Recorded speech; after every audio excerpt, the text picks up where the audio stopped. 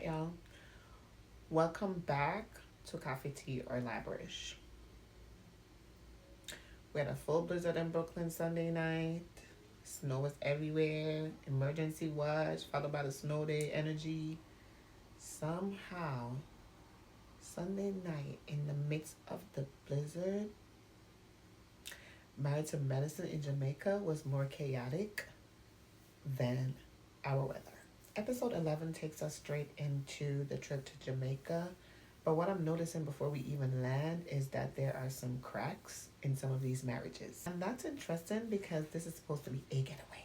This doesn't feel like vacation energy. It feels like a pressure test.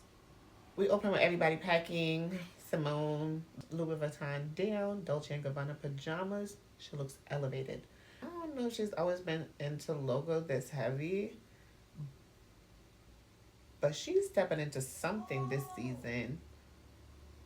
It's giving, I'm doing me. And looking good doing it. Talk truth. Anyhow, so Steve is pulling out his Louis pieces too. And Mimi says she's coming as a team player, bringing positivity only. And I always clock that because when someone announces they're bringing positive only, that usually means they're bracing for chaos. Quad and King are playful. Those shorts are not gonna work in Jamaica. I actually like seeing more of King this season. So to hear that they are having issues is not I'm not feeling it. He feels integrated. More seen, more vocal, just not forced. Brandy's confessional look is very elevated, very polished. I'm still figuring her out personality wise because I haven't seen her kind of like really show that much of the personality. It was good to see her. It's good to see the clips with her and her husband because I'm trying to see what that dynamic is like. But with the group, I really want to see what she's bringing. She definitely visually leveled up though. Taya talking about her and Eugene, they should be bringing thongs. I'm wondering where they're going hedonism. No, talk the truth. Eugene is asking for a timeout, so I mean, I don't know. That's their marriage dynamic in one exchange. She's spontaneity, he's structure. Gotta love it. We get to the airport and it's already messy because flights canceled, people going separately. Curtis is somewhere off in Canada on a business golf trip of all things on the couple street. Curtis is. When you add golf to business, it stops sounding like business and it starts sounding like golf. So what I'm saying to myself is, what is Curtis giving all of these years? Absent. And you know I love Dr. Jackie and she working with Curtis and what we see of Curtis. Amari. Amari. No, the door. The door. I I I must say that I like Curtis. Curtis seems like a nice guy. Curtis just doesn't seem available. So the couples, they aren't aligned before they even leave the country. Let's talk about this Delta thing. Simone has platinum status. Cecil does not. Cecil's flight gets canceled. Cecil is bumped down to whatever. Simone is like, she has her Delta miles. She's flying platinum. And it sounded like she left him. I'm confused. Simone's been saying she's tired for episodes now. So, tired of not being heard, tired of carrying emotional weight, tired of feeling unseen. When someone has been over functioning, start choosing their comfort without apology, that's not really about a plain seat. That's about emotional positioning. I need Cecil to get it together. Even though I see him trying, having to talk with the boys, trying to get them on board, letting them know how they're like affecting the relationship and all these things. I love to see that, but Cecil gonna have to do a little bit more. He gotta do. Someone gotta talk. Someone he gonna do on with these two. Her actions are subtle, but loud. It's given Dr. Jackie saying you might be heading for divorce, and she said, "Is that really that bad?" That was like, I didn't even touch on that. That was crazy because I'm like, at this point, she's at a place where she don't care. On the bus, Toya suggests they. So Heavenly didn't come with them, right? As I said, the trip was upside down. I don't think Mimi and Steve flew with the initial group. I think some people came on their own. When they got there, King and Quad and everybody's outside, and they're like hailing up the people at the entrance. I don't know where them find them tree liquor people with tree liquor flag. I don't know which hotel that them could have do liquor better. Them could have bring, when you go Hawaii and them put on LA, them could have just have a like of 6, 7 people and it wouldn't be so bad. You know what I'm saying? When they got there, so King was hailing up the people and he was like, "Oh, Jamaicans could tell Jamaicans automatically. It's like the energy, because we got this vibe, because we talk and we like family, and then when we see each other, we know we family. So I don't know, but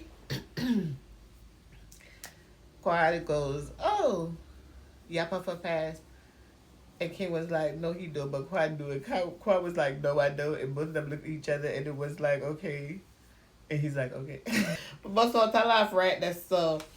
So anyway, them go on the bus. No one. Taya say, which part come first?